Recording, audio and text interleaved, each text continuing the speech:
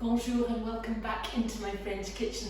Well, today we're going to make our own homemade granola. Now, if you haven't made your own homemade one before, I don't know if you're going to thank me because each time the jar empties at the end of the week, I can tell you are begging for more. You gotta keep making it. So anyway, without much further ado, I'm going to tell you that this particular recipe is special for one reason. It doesn't have any added sugar in it. It's totally unnecessary to add any sugar to granola, and you'll see that with just using natural ingredients with maple syrup, some dried fruits and coconut oil, you've got everything that you need.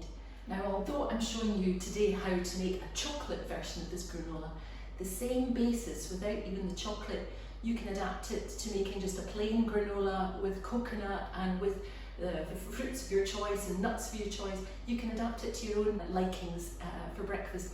Now, on top of that, before the festive season starts, add a little bit of spice to it and a little bit of orange zest, and you have a Christmas version of it for the holidays. Anyway, today we're going to do a chocolate granola, and what is specific about chocolate is that you don't want to bake the chocolate. Your chocolate chips are added at the end of cooking once it comes out the oven, and as it's melting into the hot granola, that is when the magic happens, and that's what's special about this recipe. Oh, and I forgot to mention, it's also vegan and gluten-free too. What more could we want? Firstly, preheat your oven, as this is going to be so quick to prepare.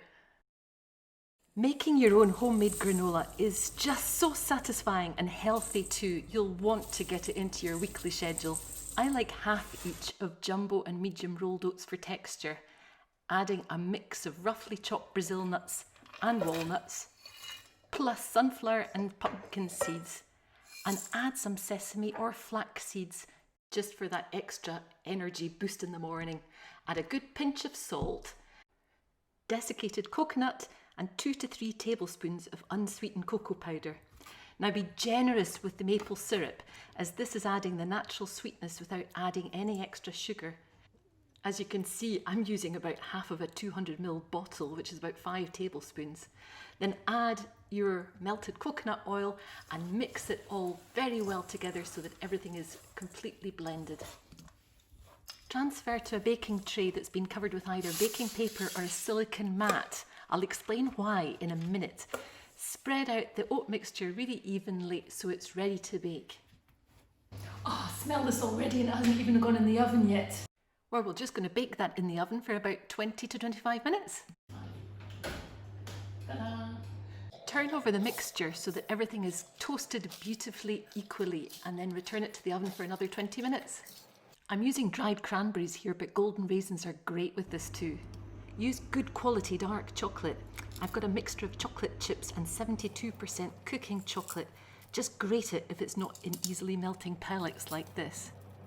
Sprinkle it evenly over the hot granola as soon as it comes out the oven, and then add your fruits on top of it, and it will melt beautifully. And just in the space of 5 minutes, you're going to see that it melts completely, and then that's when you turn over your granola again. Why do we turn it over yet again? Is because we want it in these lovely, generous, luxurious clumps like we love our granola in the morning, don't we? On the other hand, if you really can't be bothered with this little part, you can just leave the granola to cool completely and then add chocolate chips and dried fruits, but it's not quite the same. Leave to completely cool on the counter, or leave it to cool in the fridge for about 15 minutes.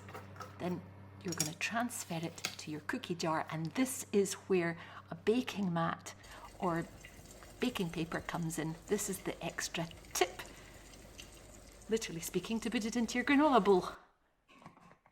Et voila!